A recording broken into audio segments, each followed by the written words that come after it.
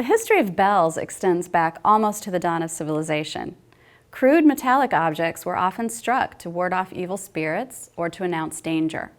The bell on a ship was rung every half hour, both to keep time and also to announce changing shifts.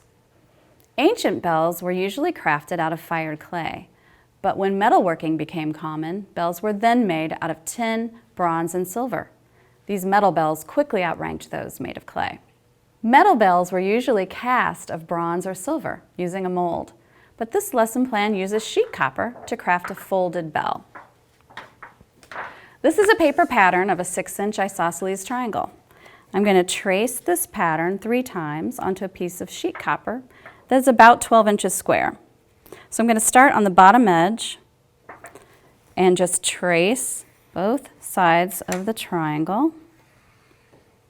And then I'm going to move the pattern so that the left side of the pattern is adjacent to the right side of the traced triangle. Do these lines. Sometimes it's helpful to use a ruler with this.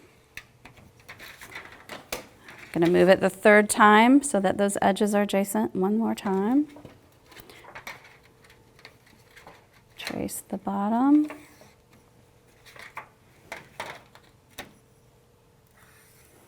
And then on this last side, I'm going to leave about a 1/4 inch flap right out here that I'll be able to bend in to fasten the bell. This will need to be cut out with scissors, again being careful of those sharp edges, and with the scraps that are left over, you can cut a smaller piece to make a clapper. Now the sides of the bell can be embossed using embossing tools or wheels or even a blunt pencil. Again, if you want there to be a pattern, all 3 sides of the bell can be the same, or you can freehand the embossing. So I'm just going to use an embossing tool. I've already traced my pattern onto the sides of this bell. I'm working here on a stack of paper towels that just allows your embossing to go a little bit deeper. And it's always a great idea to work from both sides. You can start adding some detail. Now lastly, you're going to want to go over these inner edges with a ruler with a nice deep line so that when we're folding them later, that'll be a lot easier to do. So all 3 of these edges.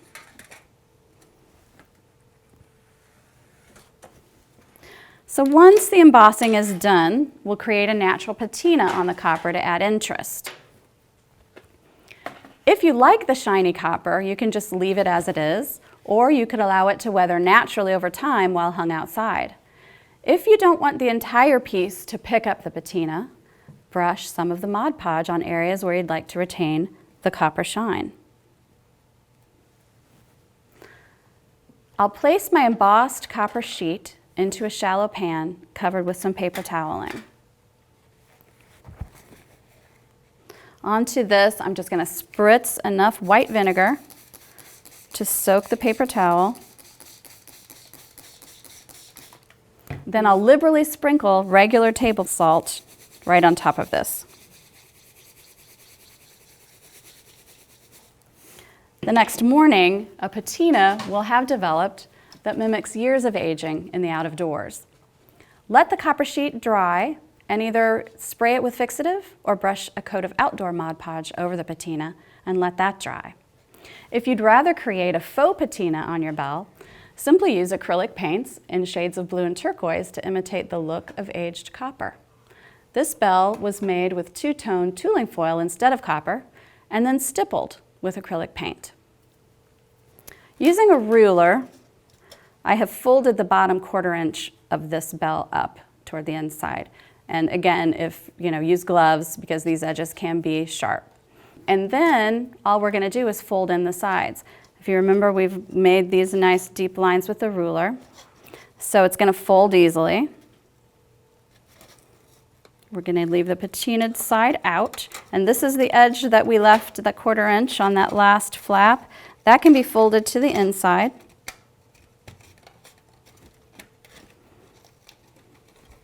And you can use E6000 to glue it, which is very easy. Or we can use a hole punch to punch holes on each side and string some copper wire through it to secure it.